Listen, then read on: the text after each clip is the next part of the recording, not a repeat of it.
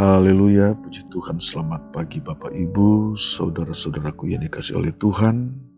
Salam sejahtera dalam kasih Tuhan Yesus Kristus. Pagi hari ini kembali kita berjumpa dalam mengikuti program doa pagi dari GPDI Budi Mulia.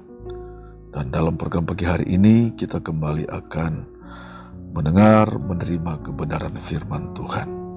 Mari kita berdoa sebelum kita dengar firman Tuhan di pagi hari ini. Bapa di surga, dalam nama Tuhan Yesus Kristus, kami datang kepada Tuhan, kami rendahkan hati kami bersyukur kepada Tuhan.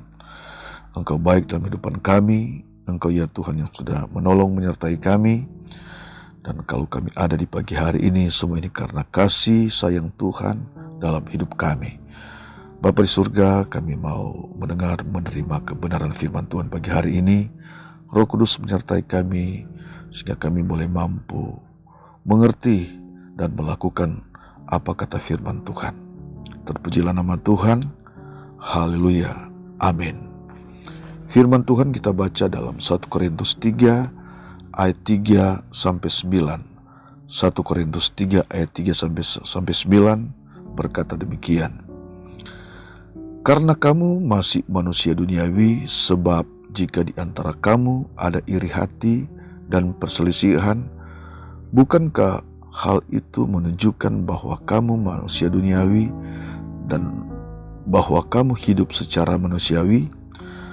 Karena jika yang seorang berkata, aku dari golongan Paulus, dan yang lain berkata, aku dari golongan Apolos, bukankah hal itu menunjukkan bahwa kamu manusia duniawi yang bukan rohani?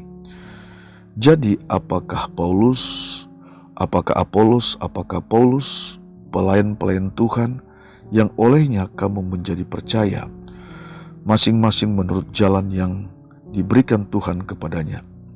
Aku menanam, Apolos menyiram, tetapi Allah yang memberi pertumbuhan.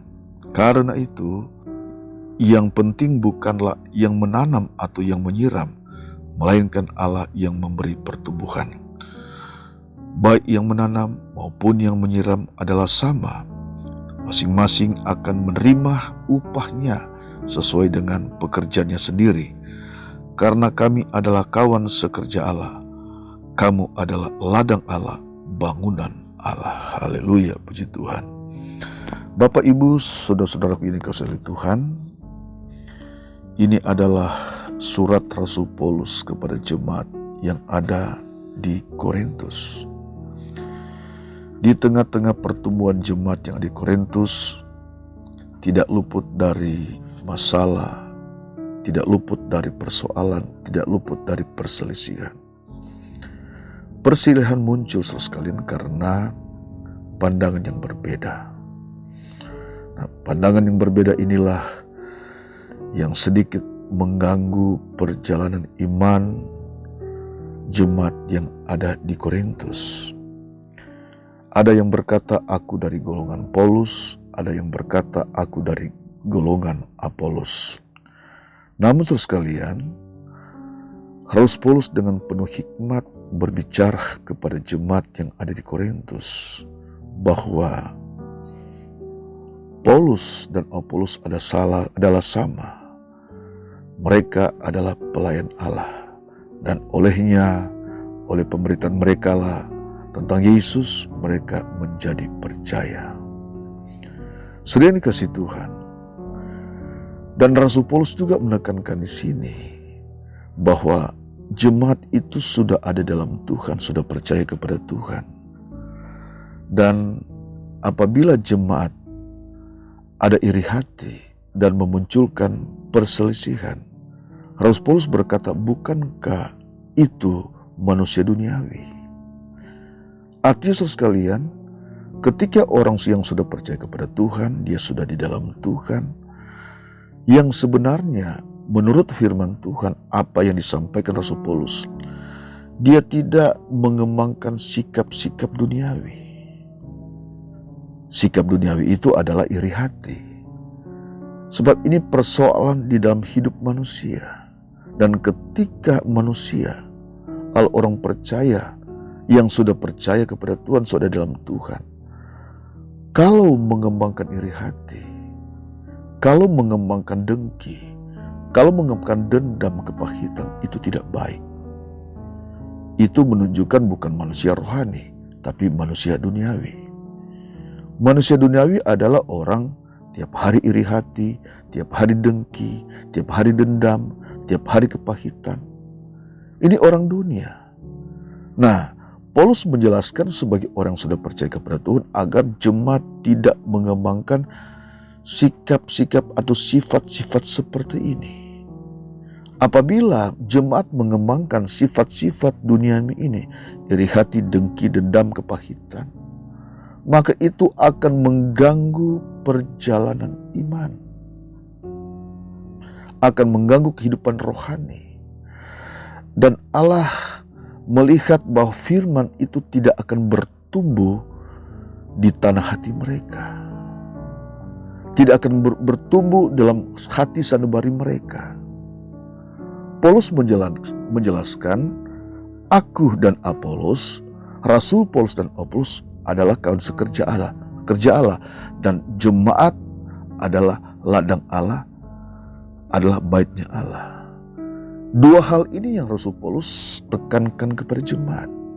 Karena jemaat adalah ladang Allah, harus mempersiapkan tanah hati yang baik, sehingga benih firman itu bertumbuh, dan memberikan hasil yang baik, memberikan buah. Sebagai orang yang sudah di dalam Tuhan, dia disebut sebagai baitnya Allah, bangunan Allah. Dia hidup dengan tulus, dengan penuh hikmat, tulus dengan kemurnian, membersihkan hati sehingga Roh Kudus itu bisa tinggal dalam hati sanubari. Sebab jemaat itu juga Paulus berkata adalah bangunan Allah, bait Allah. Seperti dalam 1 Korintus 3 ayat 16 itu berkata, tidak tahukah kamu bahwa kamu adalah baitnya Allah dan bahwa Roh Allah diam di dalam kamu. Nah, ini yang harus ditumbuhkan di dalam kehidupan kita.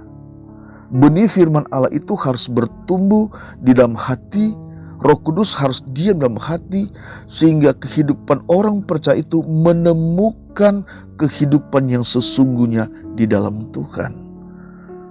Tetapi saudara sekalian, kalau mengembangkan sikap yang negatif, sikap dengki, sikap iri, saudara menciptakan satu persoalan di dalam hati bani saudara. Tidak ada sukacita, tidak damai, yang adalah konflik hati, konflik di dalam hati sanubari sendiri. Dimanapun saudara pergi, saudara tidak mengalami satu pertumbuhan iman, tidak mengalami satu pertumbuhan rohani.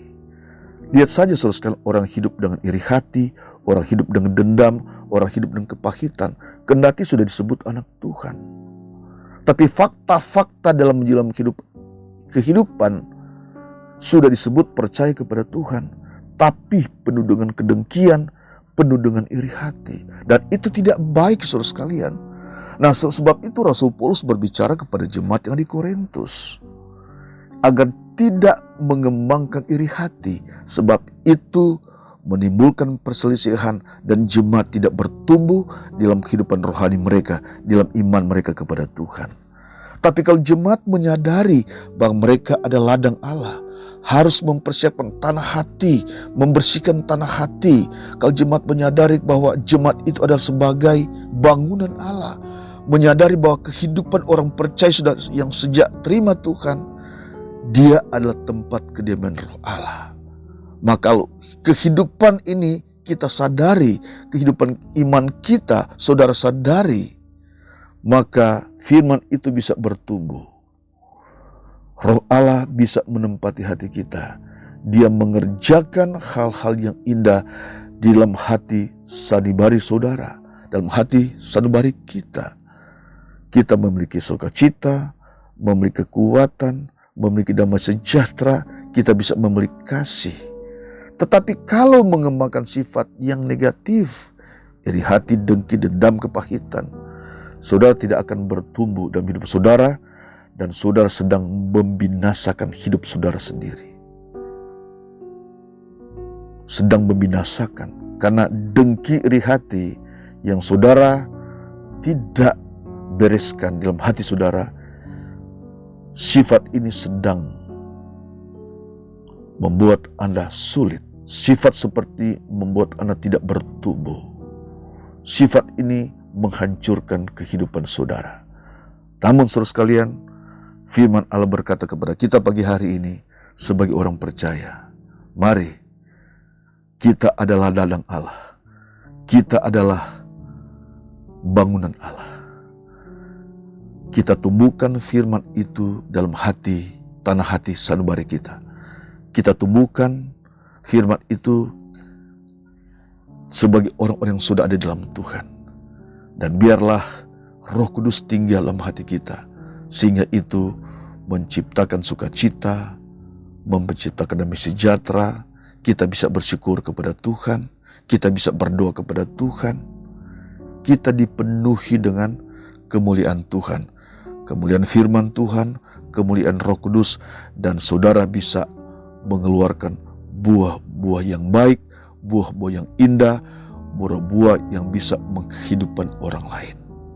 Tapi kalau saudara mengeluarkan buah-buah dengki, iri hati, kepahitan, bukan hanya mematikan diri sendiri, tapi bisa mematikan, berdampak kepada orang lain. Tidak ada kehidupan di dalam hidup kita apabila kita hidup seperti ini, saudara sekalian.